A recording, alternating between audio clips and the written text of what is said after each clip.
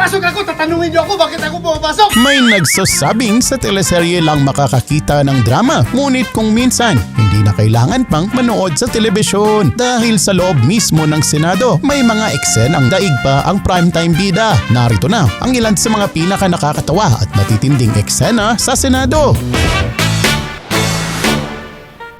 Bida sa unang eksena si Senator Robin Padilla na tila may mensahe para sa kabataan ng kasalukuyan. Ang mga bata po ngayon, sad to say, you are weak. Hindi, wow. Hindi kayo katulad nung panahon namin na hindi kami iyakin. Hindi mo ako pinalalamot para sabihin mo, magawan mo. Huwag mo mahawakan kasi maniwala ka sa akin. Hindi ka tinakot. Ako nagtakot sa'yo. Ikaw nga naninigaw. Ikaw ang naninigaw, ako nanakot. Huwag kayo iiyak. Mala action movie ang eksena sa Senado habang si Senator Amy Marcos ay abalang nag-uulat sa gitna ng komosyon. Ang ibang senador naman sa likuran ay tila naka-silent mode lang. Ala, pumapasok na silang lahat. Ano ba yan? Bakit nagkakaputukan dito sa Senado? Hindi na ito normal.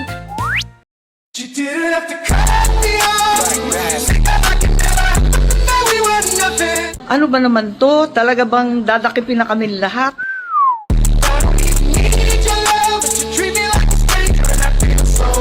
Bakit kami pinagbabaril dito sa labas?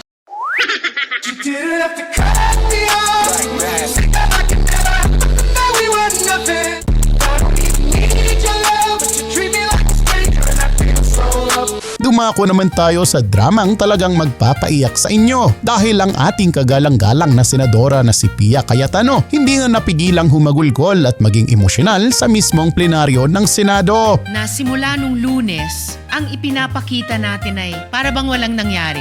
Parang walang nangyari. Siguro po, para sa inyong mga wala dito, takot na takot po ako na kailangan ko na magpaalam sa mga anak ko para sabihin nyo na walang nangyari.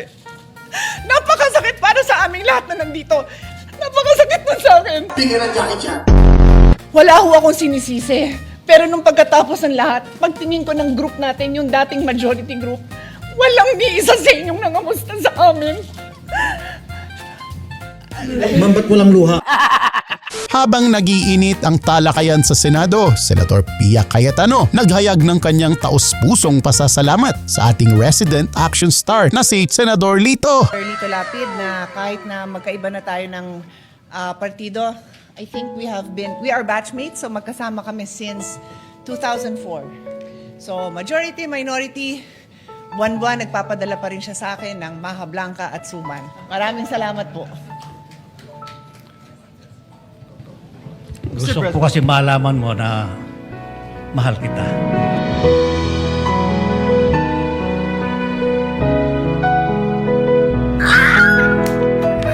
Humanda na kayo sa isang action-packed suspension scene na naganap sa loob mismo ng Senado. Ang bida, Senator Bato de la Rosa, matapos ang ilang buwang hindi pagpapakita, abay pagpasok pa lang sa pinto, biglang kumaripas ng takbo.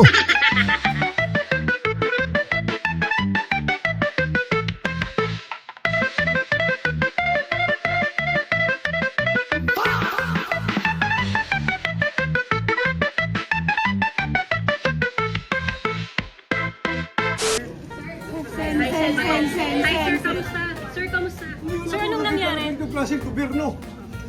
Ha? As sitting president, hinaharang hindi papasukin sa sesyon. Why are you here, sir? Papasok! This is the Senate! Wala silang respeto. Huwag kayo iiyak. I am a senator of this republic. Kung hindi ko papasok, ginahanap niyo ako. Di ba? Ngayon papasok ako, tatanungin niyo ako bakit ako pumapasok. Wow. Tampok sa susunod nating eksena ang nag-iisang bad boy Senator Robin Padilla at ang bagong action star ng DILG Secretary John Vic Remulla sa enkwentro nilang pang telenovela. Million fans around the world! Walang awat ha? Walang awat ha? Walang awat ha?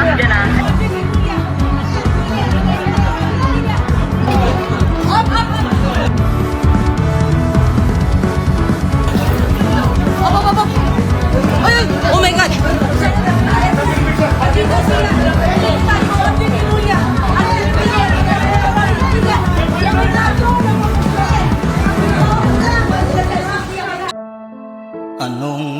kailangan kong gawin upang malaman mo?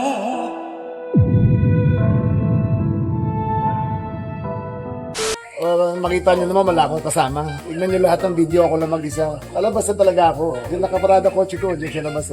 Pwede na ako mag-isa mag-block ng isang batalyon ng tao. Sa susunod nating eksena, tila sineryoso ni dating Senator Antonio Trillanes. Ang hamon na sa kanya ay ibinato matapos siyang hamunin ni Senator Bato. Go ahead, make my day, Mr. Trillanes! Sumama ka ba? Mag-serve ng warrant. A few moments later. Bakit kayo personally mag-serve? Hindi, andito lang naman ako dahil sinabi niya, ni-request niya na samahan ko yung pag-aresto. Andito ako ngayon, na-arresting siya. May banat naman si Senador Marcoleta sa pagkasa ni Trillanes sa hamon sa kanya. Anong ginagawa ni Trillanes? Did you ever ask him? Tinanong naman, sir. Oh, ano sagot niya? Sagot niya, nandito daw siya kasi challenge daw kasi ni Senator Bato na be Pag present sinabi ni siya Senator inaresto. Bato na kumain siya ng tayo, kakain siya ng tayo?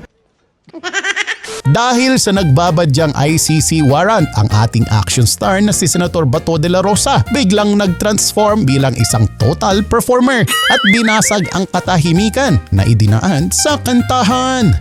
When bells for us are rung and our last stops is silent, generation see our country free. Meanwhile, Bakit kayo malis? Natatay nga ako.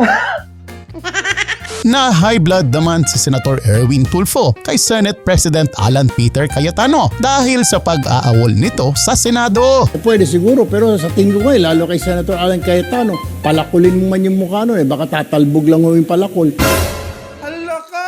And that's just my opinion. No? Hindi naman nung kabastusan, sorry po. Sa sobrang kapal na ng mukha niya, ayaw niya mag-attend 2 days na. Sa kabila ng mga maiinit na eksena sa Senado, Senator Amy may pasarim sa mga pikon at asartalo. Sobrang tense na tense dito. Tinatanong sa akin, basta ko singhot ng singhot. Ayan, paano? Allergic ako sa pikon. Okay. Ayoko malasap ang hangin ng asartalo.